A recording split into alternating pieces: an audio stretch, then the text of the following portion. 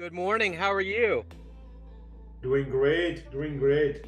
Great to meet you. Same here, and sorry to kept you waiting. You're fine. It's a busy world, you know? Yeah.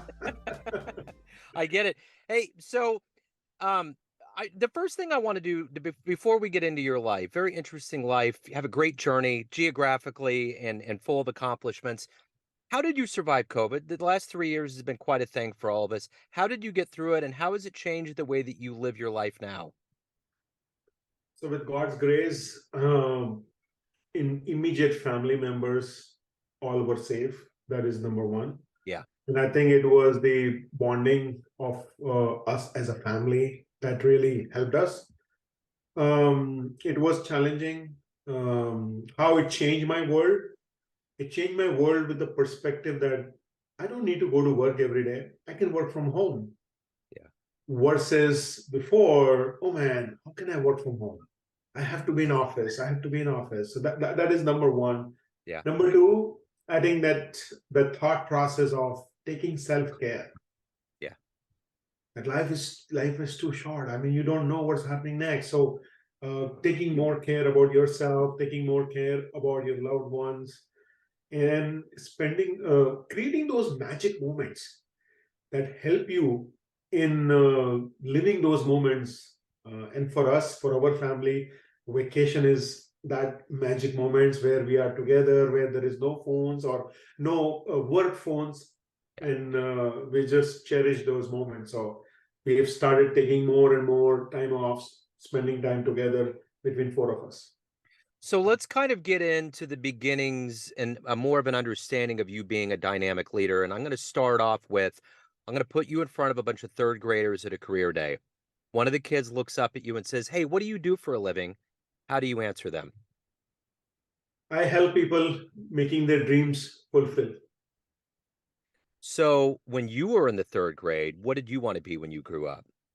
I was not aware of that, honestly. Yeah. I never thought about that, Yeah. that what I want to be. Um, because theoretically, for kids in India, 90% of them want to become engineers or doctors. But honestly, this is an honest answer. I never thought of that at the third grade, what exactly I want to become. Yeah. Yes, as I was growing up, I was able to understand that what I want to do and what are my preferences, what should be my choices, and eventually move into the human resources field. You know, it's interesting. I don't think I've ever said this before, but I've always felt it inside. I have a feeling that in a previous life, there's something about me that's tied to India. I love the Hinduism mindset. And I remember one time I was working at a lab in one of the more impoverished areas of Kansas City. And a Mhm, gentleman came in who went to Mahatma Gandhi University, very well trained in technology, overly qualified. And I was offering a part time position to run a lab. mhm. And I really liked him, and I said, "Look, man, I don't wanna do this to you. You require more," and he explained to me what it took for him to get here and how this would be a foothold for him and it would help him. But he understood that maybe he needed to look further. We kept in touch. He ended up moving to Chicago and kind of used that as a springboard and did other things. But anyways, I've always felt as though there's a mentality with the Indian culture that really prizes work, and every time I Mhm. meet somebody from India in the United States, there is a driven, intuitive, grounded, humble nature that goes into who you are. So I wanna kinda dig into, like, where you were born and raised and how these seeds got into you to want to excel and to really wanna help people be who they need to be. So I would say that my parents were the biggest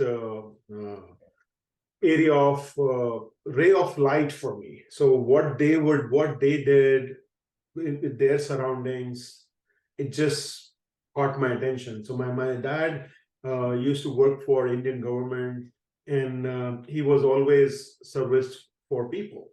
So his approach, how he was talking with people, how he was helping others without any selfishness, that is something that got into me, that you have to do good to others.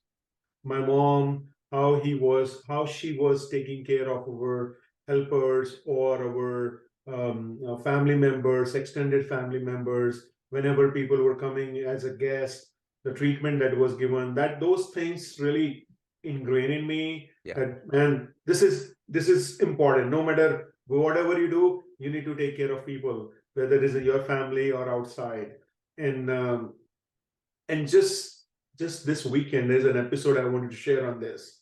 So I had my son's soccer game, and I was just waiting for him to come to me. He was on the other side of the field doing the celebration with his team, and I was walking on my car, and I heard a father talking to his son. That, my son, I don't know where will I get a store to get food for you. I don't know if there are any vending machine nearby. Let me check. And I just overheard. And I had some snacks in the car, because we always keep snacks because we travel from one game to another or one practice to another. So I offered them, "Hey, would you mind, if I can offer these snacks?"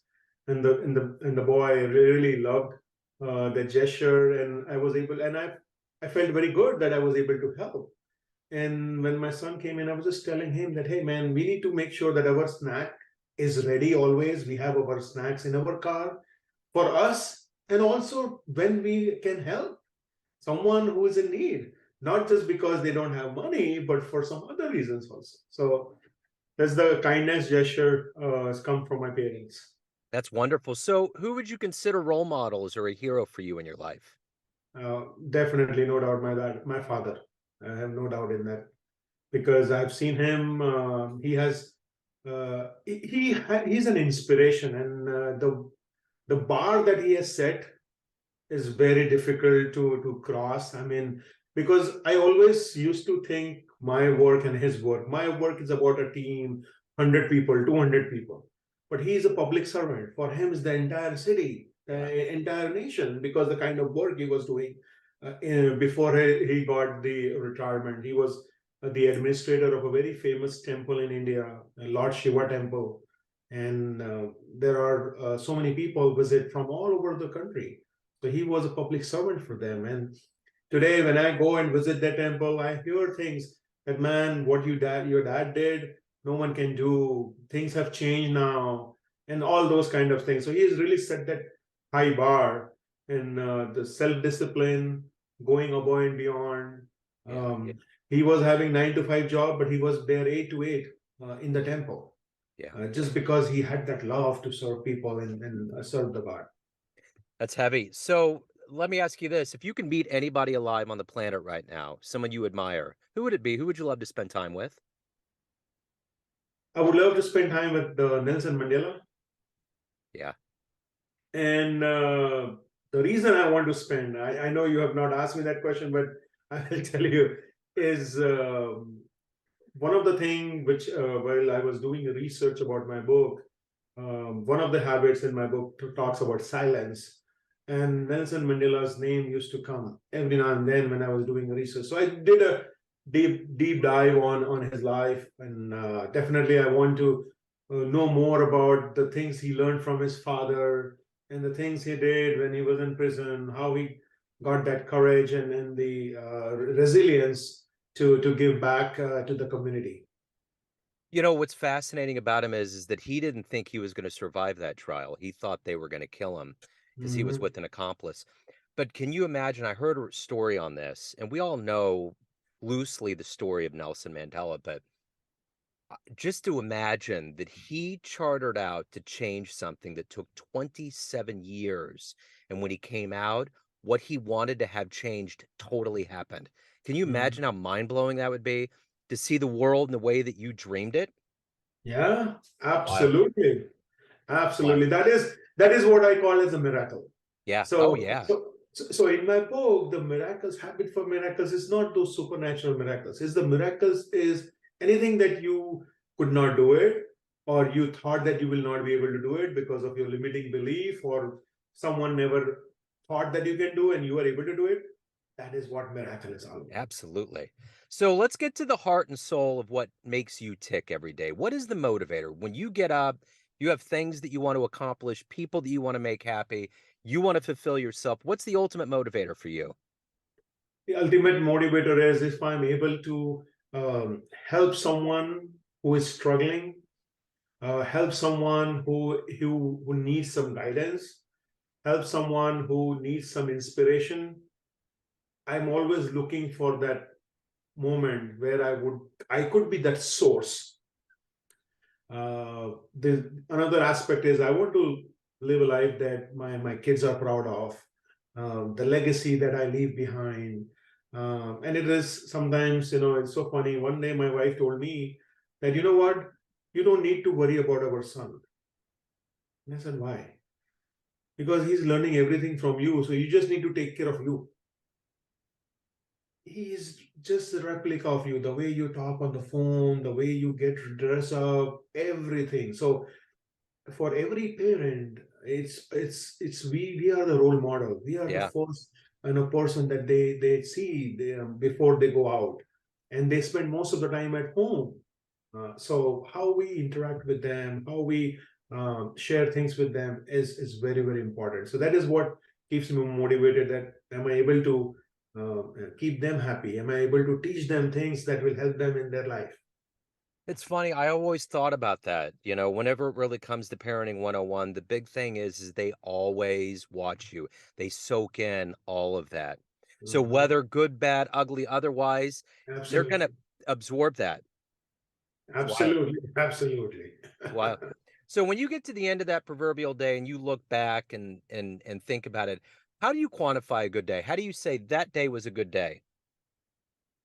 So actually, there's a choice that I have, uh, and in the mindset I have. So I want to call every day as a good day because I want to feed my mind that whatever you did was good.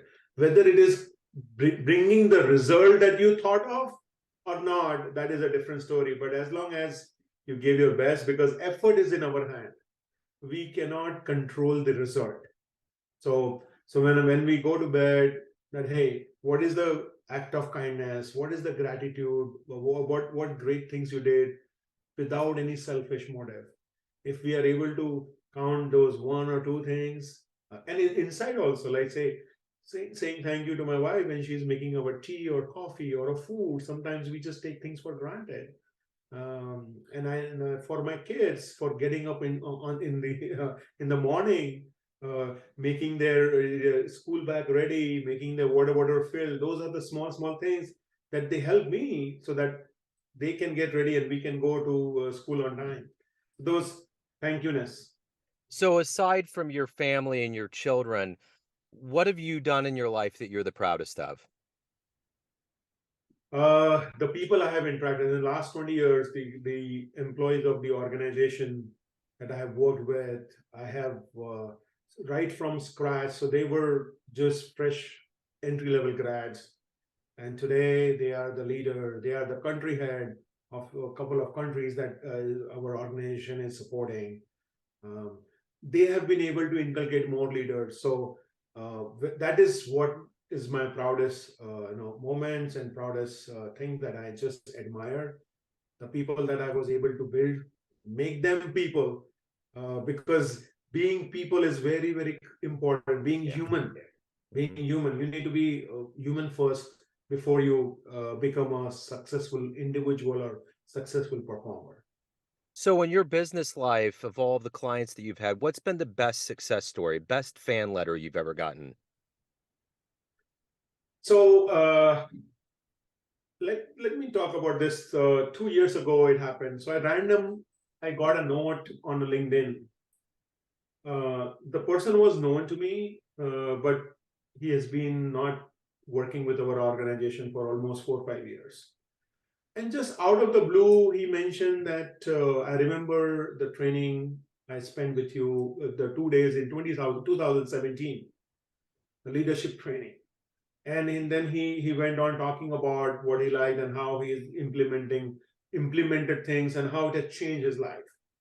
So those messages, when people tell me without me asking them that okay, how it has helped them, that means I have made a world, or I have made a very big impact in the life.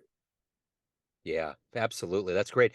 So everyone out there sees you in a certain light. You have all these bubbles of people, family, friends, clients, colleagues, those that you've mentored, but ultimately you live your life. What's your perception of you? Who do you think you are?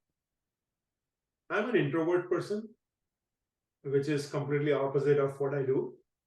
I want to, because of the number of talking I do, when I'm alone, I want to just relax by being to self, no disturbance. That's the peaceful. So I'm a beach person. I'm a water person, um, and I'm very emotional as an individual. Yeah. So that's one argument or a debate is happening in my house to get a pet, because I used to have pet in India and they were so close. It was very difficult to let them go when they passed away. So we are having that challenge right now. My kids are after me. So, but I agreed to it. So most likely in next 3 to 6 months we will have a pet in our house. Yeah. But yes, that those are the personality trait of mine. Yeah. So if anyone out there wants to learn more about you, hire you, anything pertaining to your world, where can they go? They can go to my website. It's www.habitsformiracles.com. But before they look into that, I would encourage them to look my work through this book, Habits for Miracles. That will give a lot of insight to them. I will be more than happy to talk about this book in your organization or your university, because I do believe that habits, if inculcated early on, would be more helpful, more beneficial.